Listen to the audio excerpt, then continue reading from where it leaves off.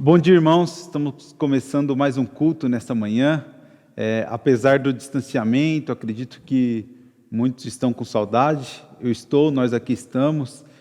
Mas é bom podermos cultuar juntos mesmo assim. Eu queria convidá-los a ler um texto comigo, em Jó 19, 25. O texto diz: Eu sei que o meu Redentor vive e que no fim se levantará sobre a terra. Num momento difícil que nós vivemos, num momento de muitas mortes sendo anunciadas, nós somos chamados a olhar para alguém que está vivo, alguém que venceu a morte, Cristo Jesus, e agradecer porque nossa vida está fixada e assegurada em alguém que vive, em alguém que é superior à morte. Então, mesmo com dificuldades, mesmo com problemas, nós entendemos que Cristo Jesus é a nossa esperança e nós entendemos que, mesmo com esses problemas, nós podemos confiar e continuar, porque Cristo Jesus vive. Vamos adorar a Deus por isso? Senhor nosso Deus, nós te louvamos, Senhor. Nós te louvamos pela vida de Cristo Jesus, nós te louvamos pela ressurreição de Cristo Jesus, nós te louvamos porque a morte não venceu Cristo, mas Cristo venceu a morte, Senhor. E por conta da vida de Cristo, hoje nós podemos viver, mesmo em meio a dificuldades, mesmo em meio ao caos, nós podemos confiar em Ti, Senhor. Nós podemos confiar naquele que é superior à morte. Que o Senhor possa cuidar de nosso coração nesse momento de dificuldade, possamos olhar somente para Cristo, que nós possamos em Cristo Jesus viver para a honra e para a glória do Teu nome. Em nome do Teu Filho Jesus que oramos, amém.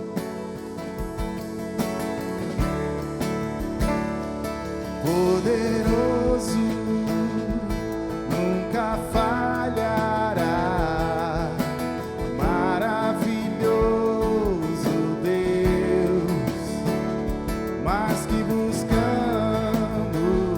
mais que pedimos, grandes coisas faz, ressurgiu e a morte venceu.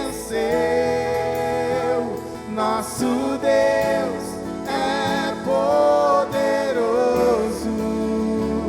em seu nome vamos vencer. Nosso Deus é poderoso.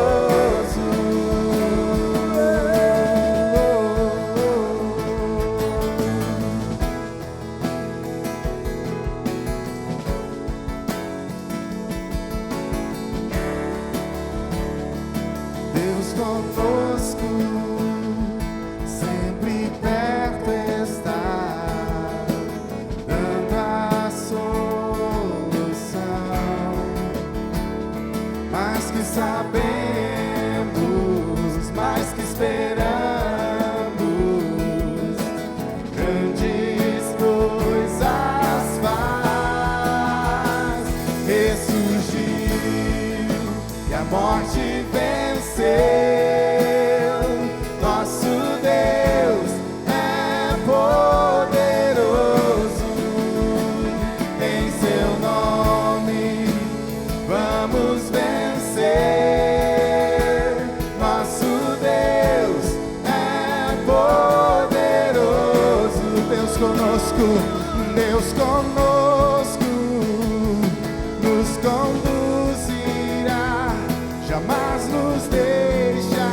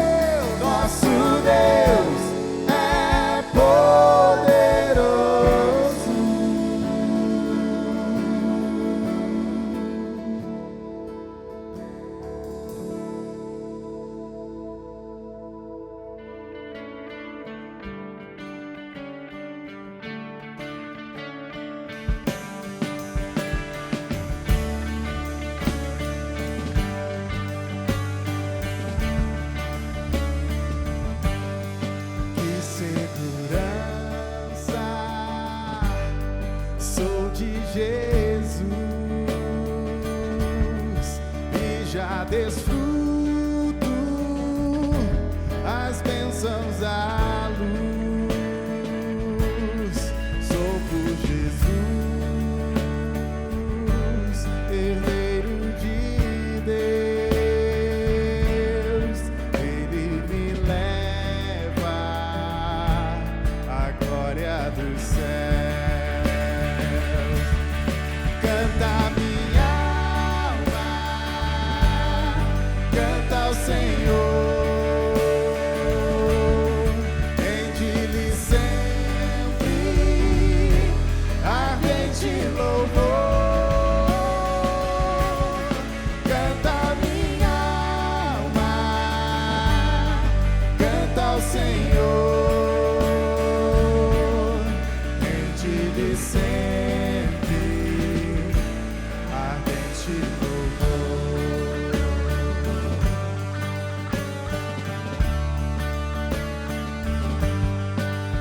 Seu amor, eu me submeti e extasiado, então me senti. Anjos cantando nos altos céus,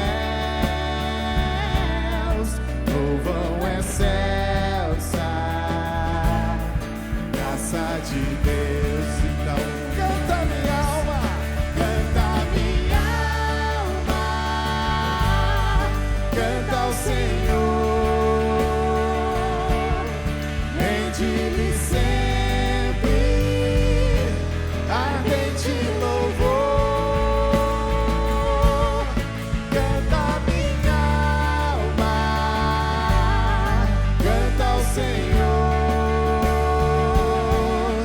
rende-lhe sempre ardente louvor.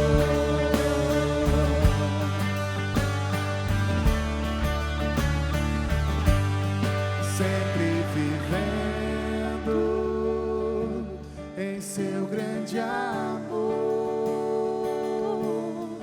me regozijo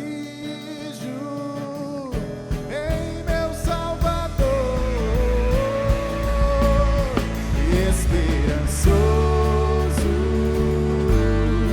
vivo na luz, pela bondade do meu Jesus.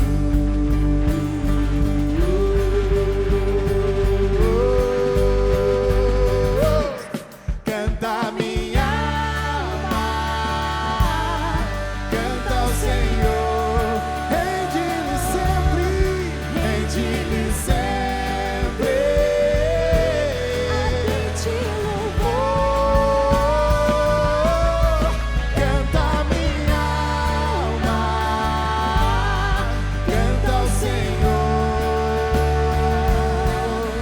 rende-lhe sempre ardente louvor. E agora você canta com a gente, canta minha alma. Canta minha alma, canta ao Senhor, rende-lhe sempre ardente louvor. Canta minha alma, canta ao Senhor, rende-lhe sempre ardente louvor.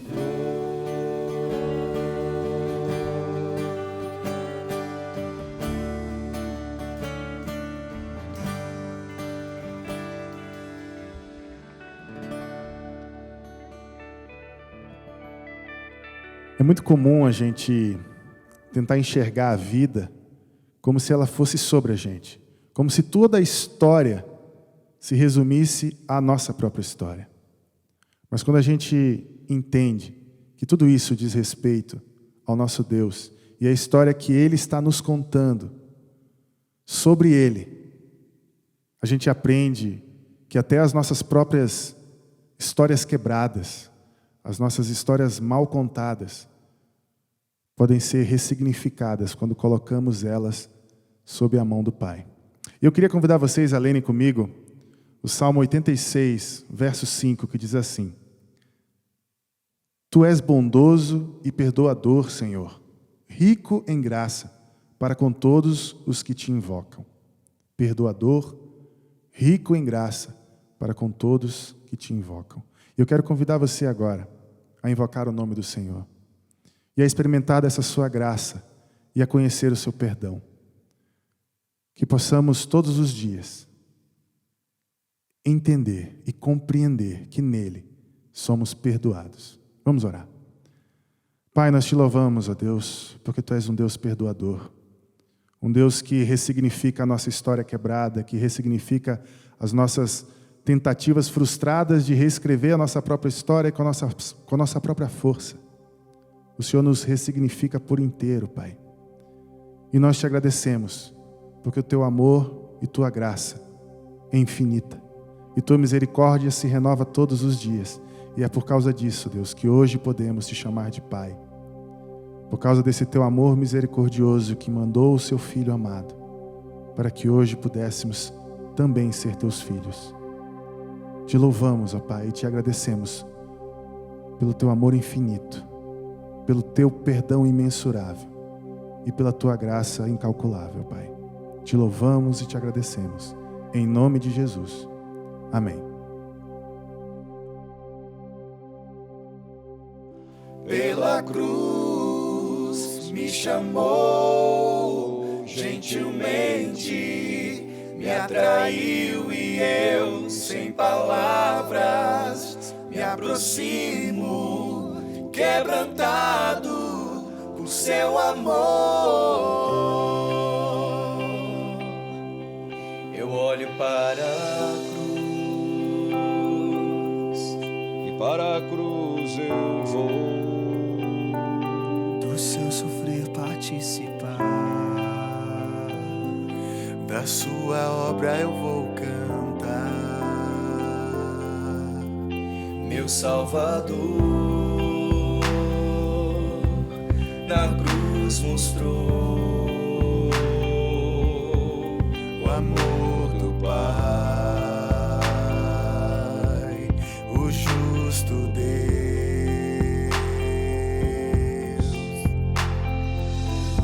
Pela cruz me chamou, gentilmente me atraiu e eu, sem palavras, me aproximo, quebrantado por Seu amor.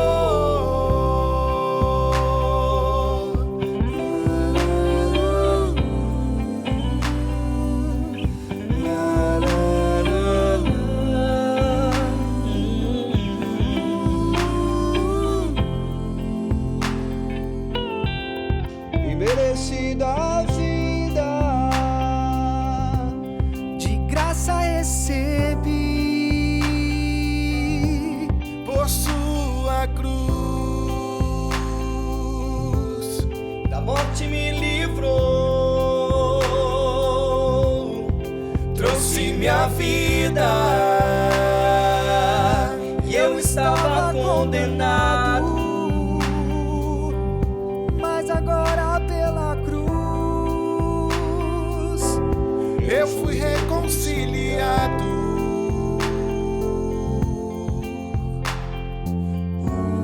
Impressionante é o Seu amor. Me redimiu e me mostrou o quanto é fiel.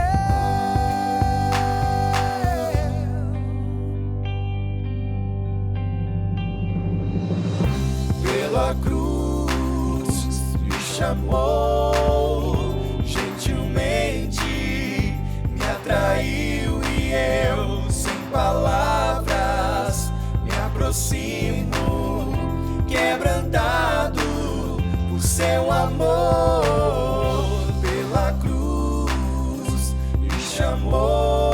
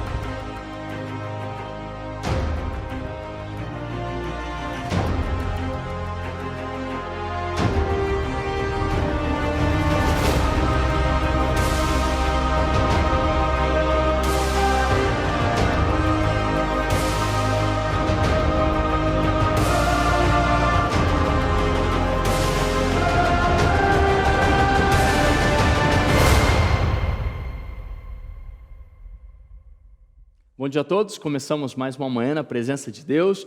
Eu sei que a gente está cheio de saudade, eu sei que a gente está cheio de vontade de se ver, de poder sair, mas a gente também tem entendido que esse momento é um momento de cuidado. Um momento de cuidado com o próximo, um momento de cuidado conosco mesmo, e é um momento em que a gente tem se mantido resiliente. É isso que eu peço para vocês. Mantenham-se resilientes, mantenham-se firmes na esperança de que Deus cuida do seu povo o tempo todo. E as crises são para isso, né? São para fortalecer a gente e para fazer a gente depender do Senhor. Se você estiver passando por alguma coisa e precisa de algum auxílio espiritual, precisa de qualquer coisa que a gente possa ajudar, por favor, fale conosco. Não sei se a gente consegue ajudar tanto assim, mas pelo menos uma coisa a gente já tem feito. A gente tem orado por vocês, a gente tem orado pelas famílias dessa igreja, pelas famílias dessa cidade, pelas famílias dessa nação. Conte conosco nessa caminhada, vocês não estão sozinhos. Estamos hoje finalizando mais uma série, pela graça de Deus, uma série no livro de Ruth, e essa série chama-se Redescobertos pelo Amor, e o último episódio dessa fantástica, pequena, grande história chama-se Sua Pequena História Faz Parte de uma Grande História. Gostaria que vocês abrissem a Bíblia, se vocês a tiverem aí com vocês. Caso não a tenha, só acompanhar no monitor. E a palavra de Deus diz assim: Boaz casou-se com Ruth, ela se tornou sua mulher. Boaz a possuiu e o Senhor concedeu que ela engravidasse dele e desse à luz um filho. As mulheres disseram a Noemi: Louvado seja o Senhor, que hoje não a deixou sem resgatador. Que o seu nome seja celebrado em Israel. O menino lhe dará nova vida e a sustentará na velhice, pois é filho da sua nora que a ama e que lhe é melhor do que 7 filhos. Noemi pôs o menino no colo e passou a cuidar dele. As mulheres da vizinhança celebraram o seu nome e disseram: Noemi tem um filho, e lhe deram o nome de Obed. Este foi o pai de Jessé, pai de Davi. Esta é a história dos antepassados de Davi, desde Perez. Perez gerou Esrom, Esrom gerou Rão, Rão gerou Aminadab, Aminadab gerou Naasson, Naasson gerou Salmão, Salmão gerou Boaz, Boaz gerou Obed, Obed gerou Jessé, e Jessé gerou Davi. Oremos. Pai, obrigado porque o Senhor graciosamente torna a sua palavra audível aos nossos corações.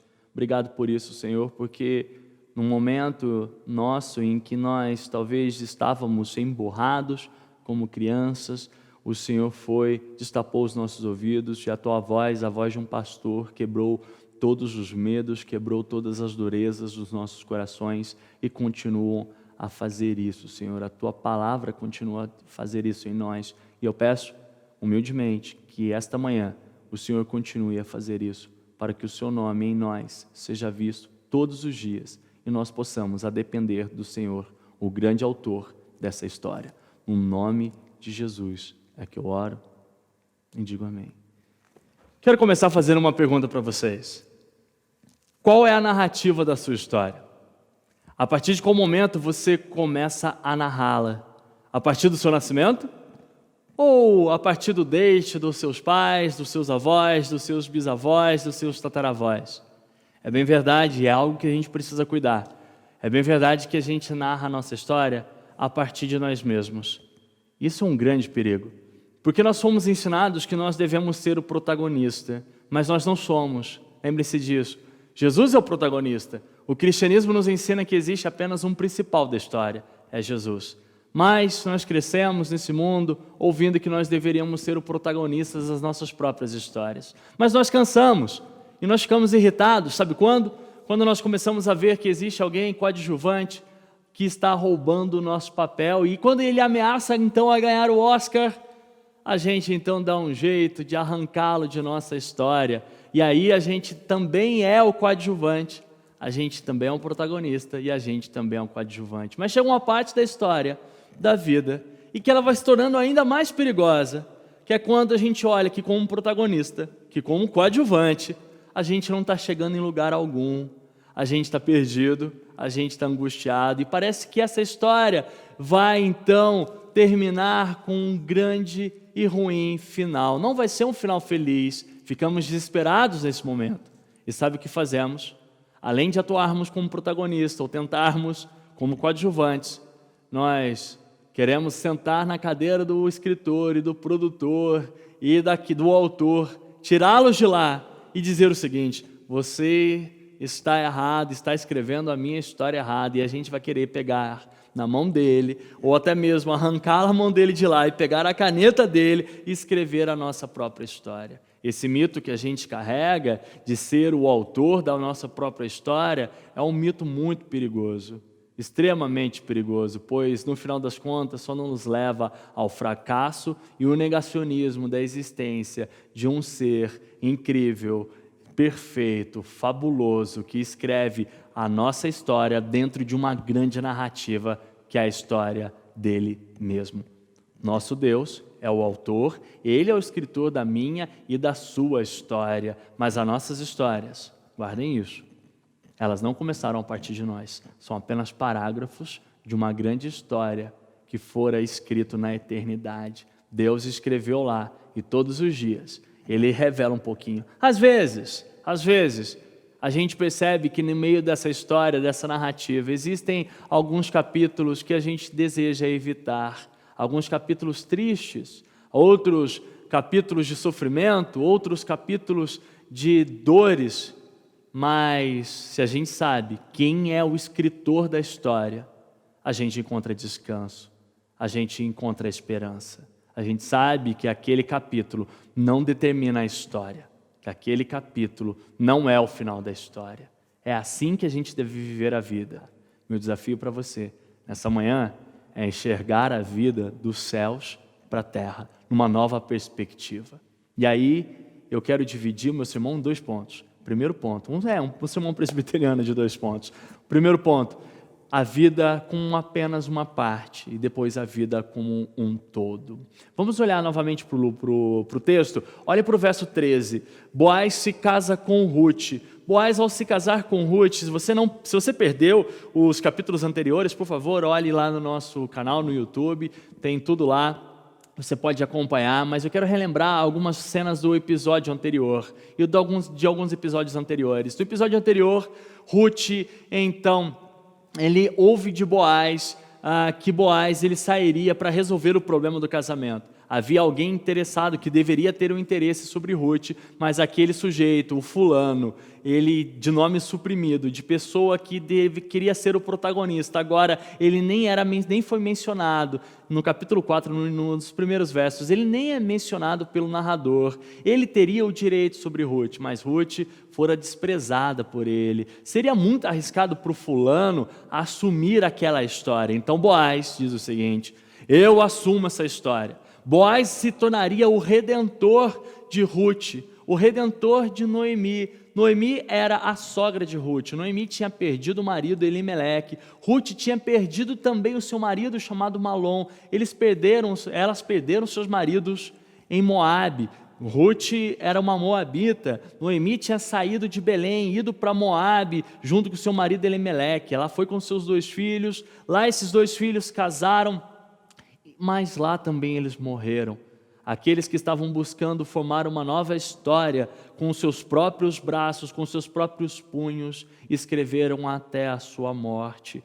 Mas esse é o grande problema da nossa vida, tentar forçar uma escrita que não é nossa. Nós encontraremos a morte, mas a Bíblia diz que a morte não é o fim. A graça de Deus, ela interrompe os ciclos quebrados, ela interrompe as famílias quebradas, ela não deixa que isso se torne um ciclo, e aí a graça muda todo o cenário. A gente sofre consequências de uma tentativa forçada de uma escrita, de uma tentativa forçada de uma narrativa. Contudo, de acordo com a soberana graça do nosso Senhor, Ele muda o curso da história que a gente acha que está em curso, mas essa história já na eternidade, ela já foi definida, já foi resolvida.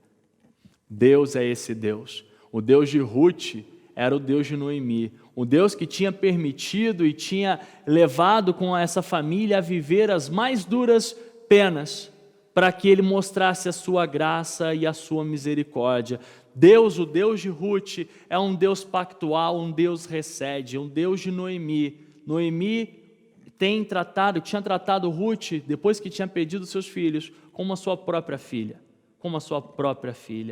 Ruth olhava para Noemi como alguém que também estaria de alguma certa forma apontando para Deus, mesmo que Noemi não fosse lá aquele exemplo de mulher feliz, mesmo que Noemi não fosse aquele exemplo de mulher leve, de mulher que tem o seu coração cheio. No capítulo 1, Noemi vai dizer o seguinte: não me chame de Noemi, me chame de Mara, porque eu estou amarga. Olha o que o Senhor fez, me fez voltar de mãos vazias. Mas mesmo assim, Ruth não olhava para a história de Noemi, mas Ruth olhava para o Deus da história de Noemi. Isso que é incrível quando nós começamos a olhar para um narrador da história e para uma história cuja narrativa transcende a nossa vida. A gente começa a olhar para os outros com um olhar de graça.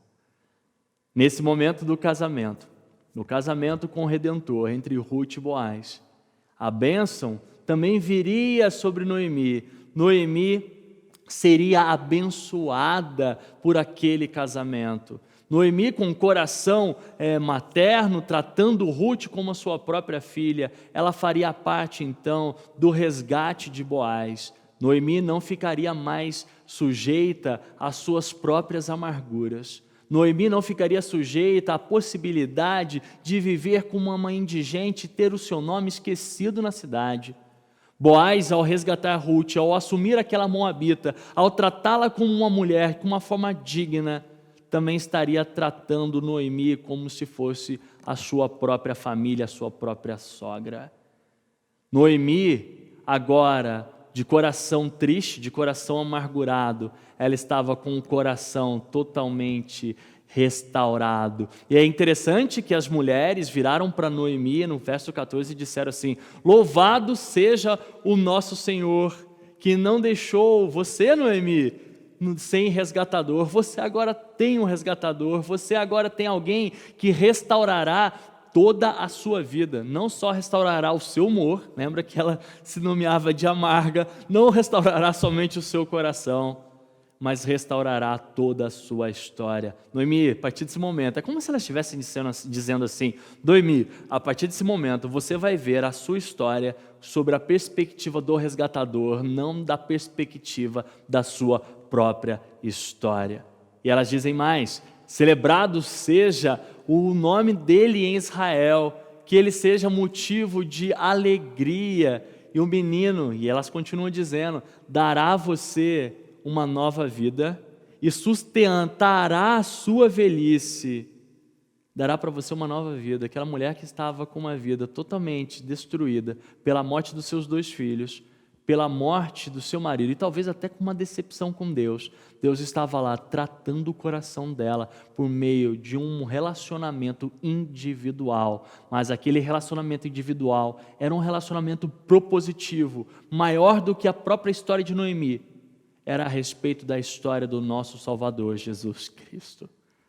Deus estava usando aquela história quebrada, a mulher amargurada, a mulher estrangeira que fora rejeitada, aquele homem mais velho que era solteiro, Boaz, para que aquelas histórias juntas formassem uma nova história, uma história bela, uma nova história aos nossos olhos, mas a mesma história, uma única história que o Senhor tinha escrito na eternidade e agora resolvera, ou há 3.000 anos atrás, resolvera revelar para aqueles 3 indivíduos, Noemi, Ruth e Boaz. O menino nasceria, e aqui os teólogos dizem que esse menino, ele sustentaria a velhice de Noemi, mas alguns outros dizem que não é só apenas um sustento providencial através do seu trabalho, entre outras coisas, de um cuidado, embora a gente tenha de ter, mas nós filhos temos que cuidar dos nossos pais, dos nossos avós, nós precisamos fazer isso, é assim que o mundo funciona, é assim que as Escrituras nos chamam para viver, devemos ser um povo de cuidado, um povo de amparo. É isso que nós devemos ser. Nós aprendemos isso com o nosso Senhor o tempo e o tempo todo. Em Cristo Jesus, nós vemos Deus amparando a humanidade para que nós, como humanidade, pudesse também amparar uns aos outros. Alguns teólogos diriam, ele viria amparar você na sua velhice, mas outros diriam, não somente isso. Esse que ampararia não é a respeito do filho de Ruth, mas é a respeito daquele que viria da posteridade de Ruth. Era a respeito de Jesus Cristo a história. Era a respeito de Jesus. Noemi então pôs um menino no colo, como se fosse o seu próprio filho. Como se fosse o seu próprio filho. As mulheres olhavam para ela e falavam, Noemi agora tem um filho, Noemi agora tem alguém. Antes ela estava sozinha, ela só tinha Ruth, ela adota Ruth, e agora ela tem um menino, ela faz do filho de Ruth o seu próprio filho. Os avós fazem isso, né? Isso é incrível nos avós. Os avós são aqueles que fazem dos netos os seus próprios filhos. Óbvio que quando o neto lá está sujo, a avó entrega para o filho, né? Fala, agora a responsabilidade é sua. Mas os avós têm esse coração paternal, esse coração maternal. Isso é lindo de se ver. É algo que nós precisamos aprender aqui. Quando nós vemos um Deus que cuida dos seus como indivíduo, nós precisamos aprender que como indivíduos, nós devemos cuidar dos outros, nós precisamos aprender a cuidar dos outros com um coração paternal, com um coração maternal. Independente se você é filho, independente se você é pai, se você é avó, independente se você não tem filhos e nem deseja tê-los, mas nós precisamos ter um coração paternal e um coração maternal. Sabe por quê? Porque se você hoje mais velho, adulto, não deseja ter filhos e também não pode ter filhos, mas saiba que alguém cuidou de você como um filho, para que você pudesse cuidar de alguém como um filho também. Exercer a função paterna e a função materna é um ministério. É um ministério. Não deve ser um peso. Esse coração de adoção, esse coração que adota os outros e coloca os outros na nossa família, é um coração que falta tanto neste mundo mesquinho, nesse mundo individualista e nesse mundo narcisista, porque colocar outro em nossa história é difícil. Adotar é desejar que alguém participe da nossa história. Adotar, isso é belo, isso é lindo. Poder adotar é desejar alguém para participar da nossa história. Boaz tem esse coração paternal para com Ruth. Deus tem esse coração paternal para conosco. Por isso que nele nós somos justificados, nós somos adotados e somos santificados. A nossa vida muda nessa ação paternal de Deus para conosco. Deus nos adota. Nós éramos como Ruth. Nós éramos como o filho Obed, que não era filho de Noemi, mas é tratado como se fosse. Nós somos um tipo de Ruth, nós somos um tipo de Noemi, nós somos pessoas que como indivíduos não deveríamos participar da história de Deus, porque nós arrancamos Ele e desejamos arrancá-lo em todas as oportunidades que podemos ter da nossa história, mas esse Deus de amor pactual, um Deus de amor recede, é um Deus que não só nos trai para Ele coloca a gente para fazer parte da família dEle, Ele faz uma coisa conosco, Ele não deixa que a gente saia da família dEle, jamais, jamais. Guardem isso, a providência divina, ela não é tão clara, Deus usa de histórias estranhas para trazer soluções que a gente nem imagina. Guardem que a gente deve ter cuidado para não olhar a história de uma forma microscópica, a partir de uma narrativa própria minha. Sabe por quê? Porque se eu fizer isso, eu terei angústia, eu terei desesperança, e isso me deixará uma vida tão ativista que eu não conseguirei viver de uma forma descansada. Olhar a partir de mim mesmo me coloca num lugar onde eu não devo estar. E eu pergunto para vocês, aonde vocês estão nessa história? Aonde vocês estão nessa história? Então olhem através de uma perspectiva macroscópica, onde vocês conseguem ver como indivíduo, se ver como indivíduo, mas presente numa história. Assistam a história, vejam a sua história a partir do banco daquele quem assiste. Parem de ver como protagonista, vocês não são. Parem de ver como os coadjuvantes, vocês também não são. Vocês são aqueles que devem assistir à história que é narrada por Deus, que envia a Jesus Cristo como coadjuvante para se tornar o protagonista. Assistam a sua história e a vivam. Vocês viverão de uma forma muito descansada, porque quem escreveu a sua história é alguém que nunca erra, nem sequer uma letra. Sabe aquele ditado? Que Deus escreve certo por linhas tortas? Não, Deus sempre escreve certos em linhas certas. Sempre, sempre. Talvez a gente não entenda, mas sempre é certo em linhas certas. Por fim, nessa primeira parte, não esqueçam que nós precisamos acreditar que a graça transforma as histórias mais quebradas, que Deus transforma a história de Noemi, aquela mulher de coração amargo e de mãos vazias. Deus estava usando aquela história. Se a gente não acredita nisso, se você não acredita nisso, você não acredita no Evangelho. Você não acredita no Evangelho. A canção de Noemi agora não era mais uma canção de uma mulher triste, e talvez seria a canção dos Salmos 126, que diz assim: o Senhor restaura-nos, assim como enche os leitos dos ribeiros do deserto. Aqueles que semeiam com lágrimas, com cantos de alegria colherão. Aquele que sai chorando enquanto lança semente. Pense em Ruth fazendo isso. Pense em Ruth respigando e pegando aquilo que a semente havia produzido como sobras. Sabe o que diz aqui o salmista? Voltará com cantos de alegria, trazendo os seus feixes. Essa era a canção agora de Noemi. Veja a vida agora deles, dessa visão microscópica, mas é interessante que o narrador não termina aí. O narrador, ele vai colocar mais coisas. Poderia acabar ali, ia ser bonito. Eu poderia acabar meu sermão aqui. Você, nossa, que lindo, que incrível essa história. Mas o narrador vai deixar claro que essa história não termina em si mesmo, não termina em Ruth. As nossas histórias, ele quer dizer que as nossas histórias não terminam em nós mesmos. A história que começa com Deus termina em Deus. A história que começa em Deus termina em Deus.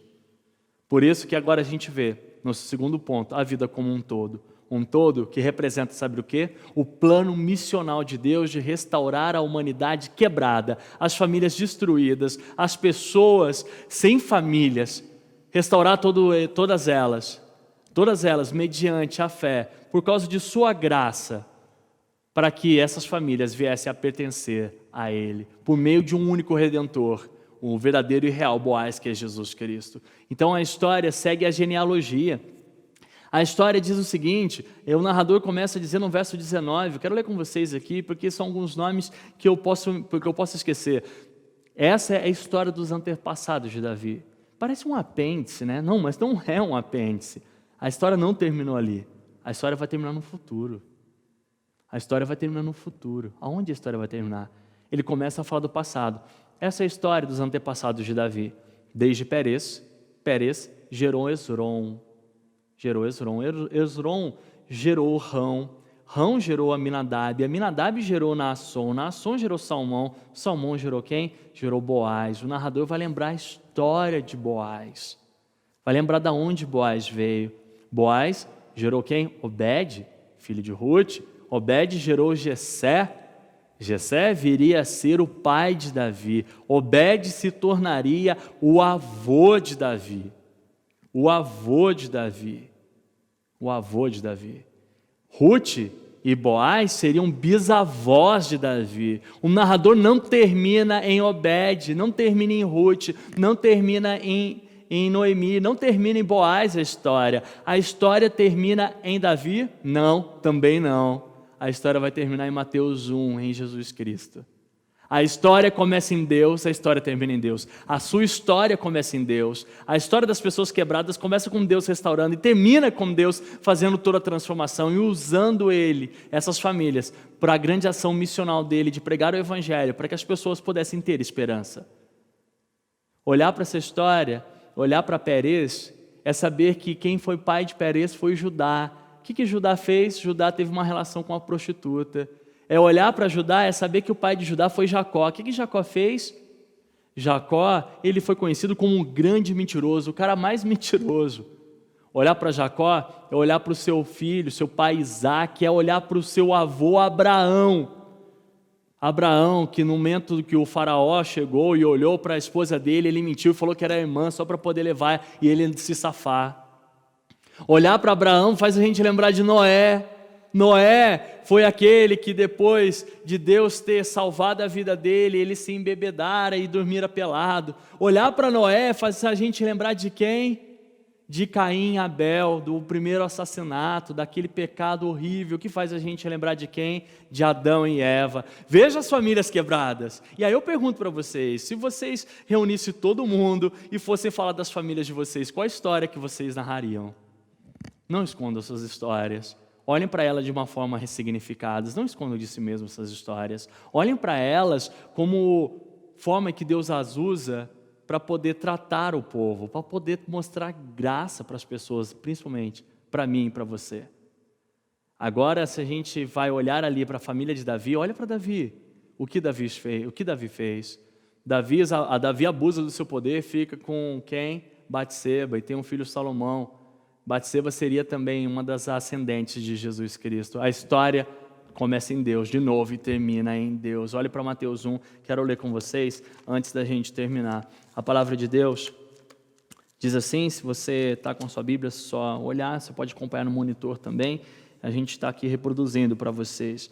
A Bíblia diz o seguinte em Mateus 1, o registro da genealogia de Jesus Cristo, filho de Davi, filho de Abraão. Abraão gerou Isaac, Isaac gerou Jacó, Jacó gerou Judá e seus irmãos. Judá gerou Perez e Zerá, cuja mãe foi quem? Foi Tamar, a prostituta que teve relação com Tamar. Está mencionada onde?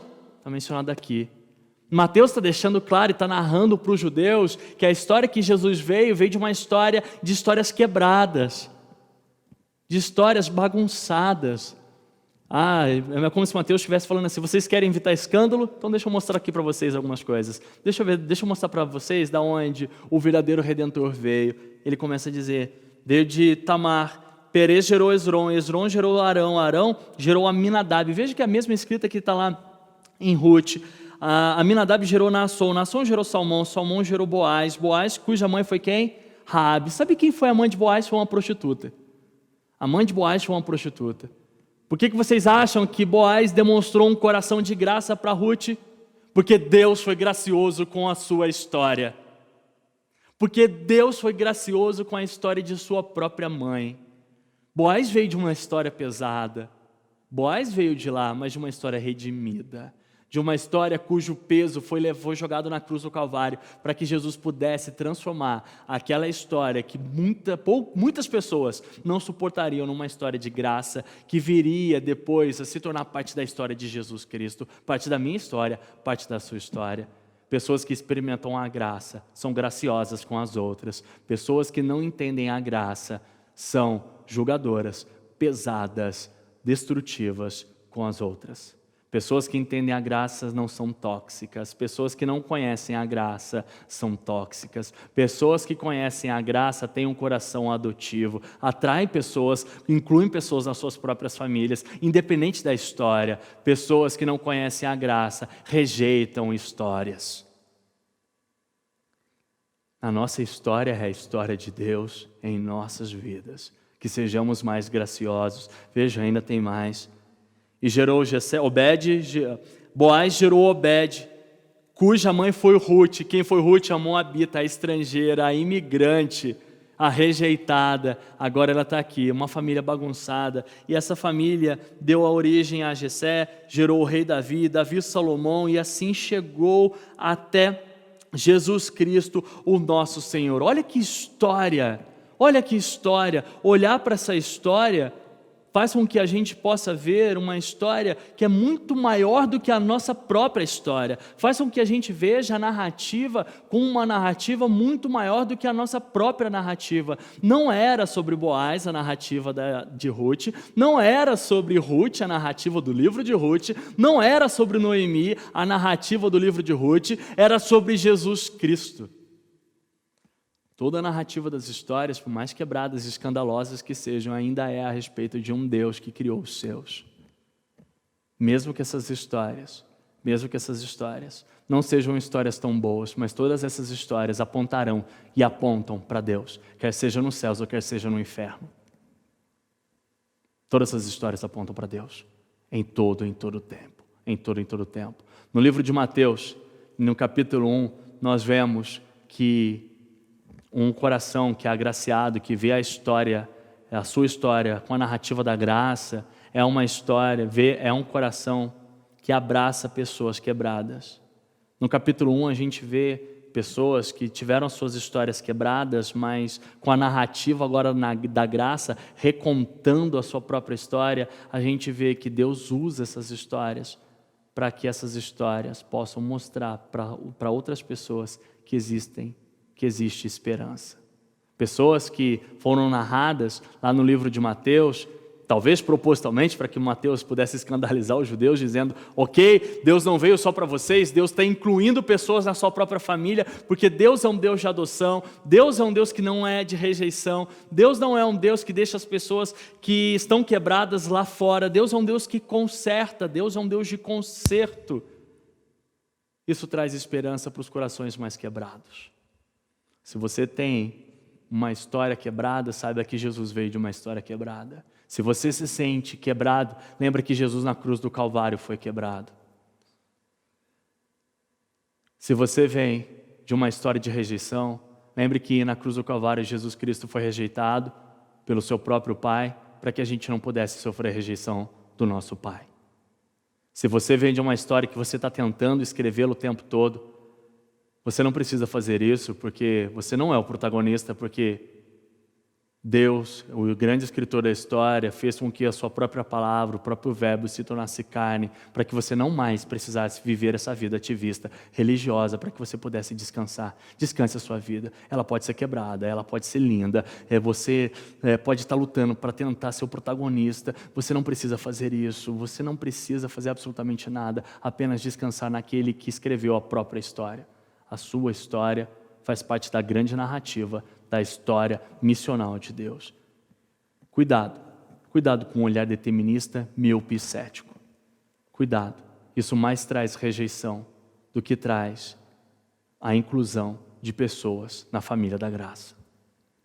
Olhar para um Deus que narra essa história é entender aquilo que Paulo vai dizer em Gálatas, no capítulo 3, no verso 28, não há judeu, não há grego, não há livre, não há nenhum livre, não há homem, não há nenhuma mulher, ninguém é maior do que ninguém. Ninguém é maior do que ninguém, pois todos são um em Cristo Jesus.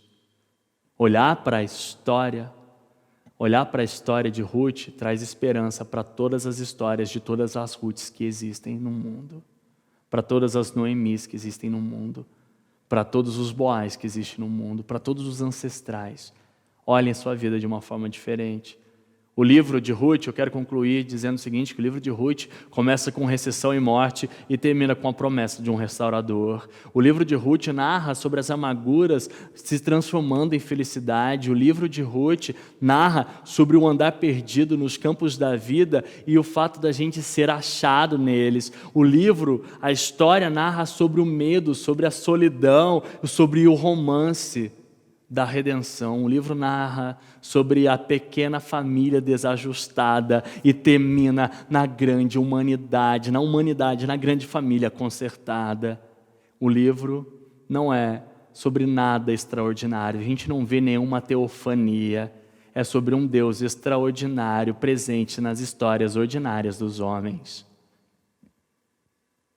Um Deus que nos convida hoje a ver uma vida a partir do Evangelho, a partir de uma narrativa dele, dos céus para a terra, de um Deus que ao mesmo tempo é transcendente, ele é ao mesmo tempo imanente, é um Deus do indivíduo, é também um Deus do povo, é um Deus que trata a gente como se fosse um, embora sejamos pela graça, mediante a fé, por causa do fato dele ter escolhido uma grande família.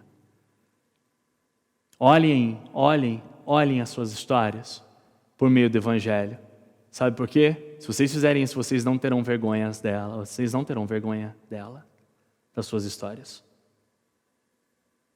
Porque a palavra de Deus diz o seguinte, que o Evangelho, ele é poder para salvar. Por isso que Paulo não se envergonhava do Evangelho.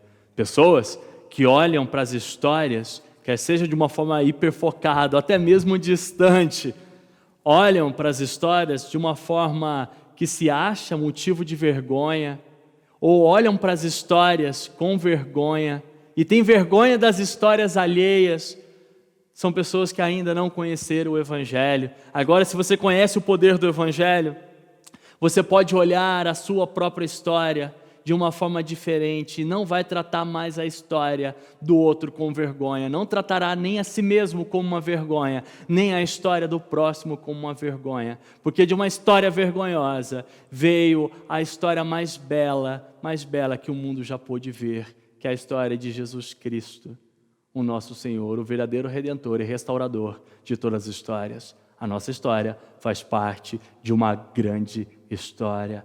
Fecha os olhos, oremos. Pai, obrigado, porque nesse livro a gente pôde compreender a Tua maravilhosa história dentro da revelação de pequenas histórias, como a história de Ruth, como a história de Noemi, como a história de Boaz.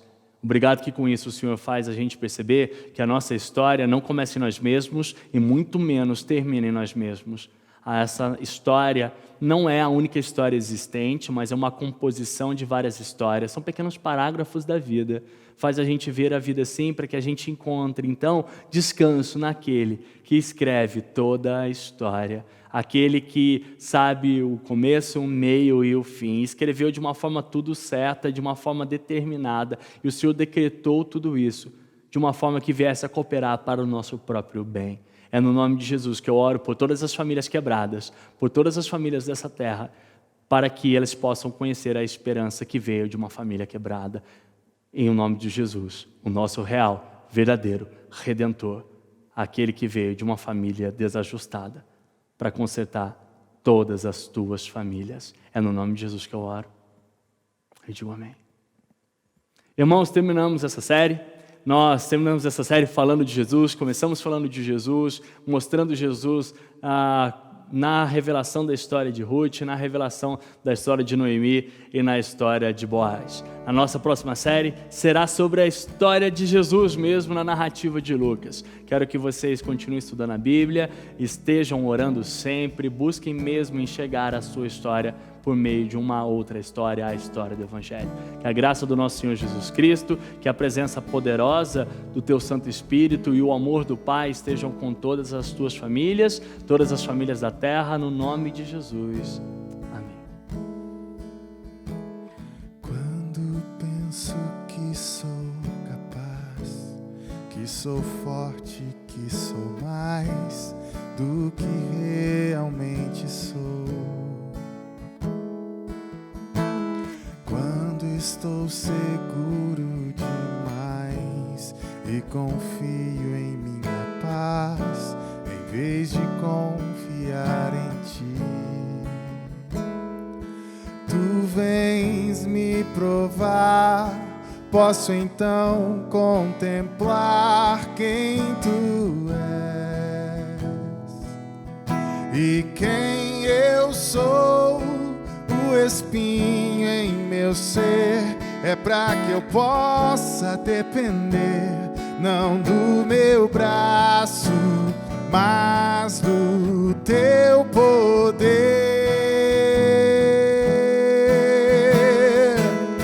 Vem curar minhas feridas, revestir-me de ousadia, vem me completar. Venha ser a minha vida, minha canção, minha alegria, meu chão, meu ar. Tua presença é o meu lugar.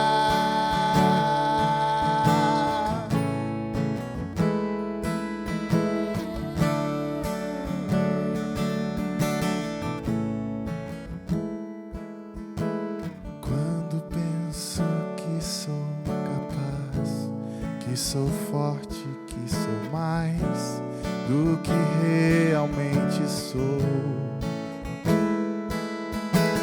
Quando estou seguro demais e confio em minha paz, em vez de confiar em Ti. provar, posso então contemplar quem tu és e quem eu sou. O espinho em meu ser é pra que eu possa depender, não do meu braço, mas do teu poder. Vem curar minhas feridas, revestir-me de ousadia, vem me completar.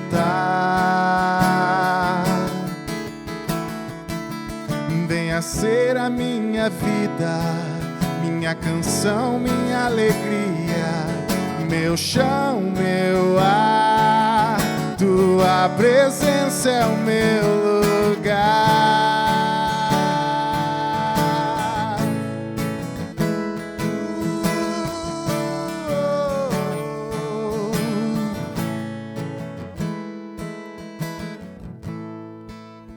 Tua graça é o que me basta,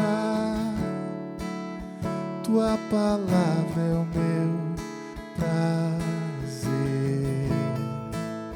Molda-me em tuas mãos, faz-me um vaso novo outra vez. Tua graça é o que me basta, tua palavra é o meu prazer. Molda-me em tuas mãos, faz-me um vaso novo outra vez. Oh, oh, oh.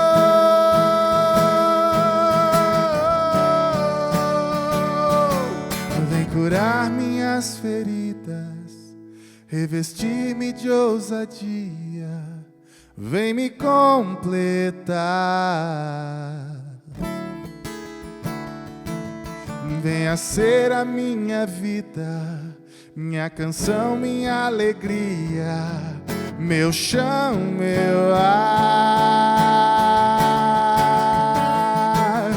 Vem curar minhas feridas, revestir-me de ousadia, vem me completar.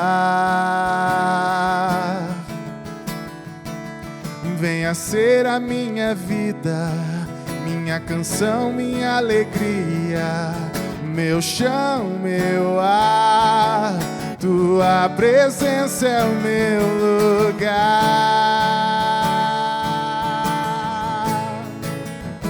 Tua presença é meu lugar.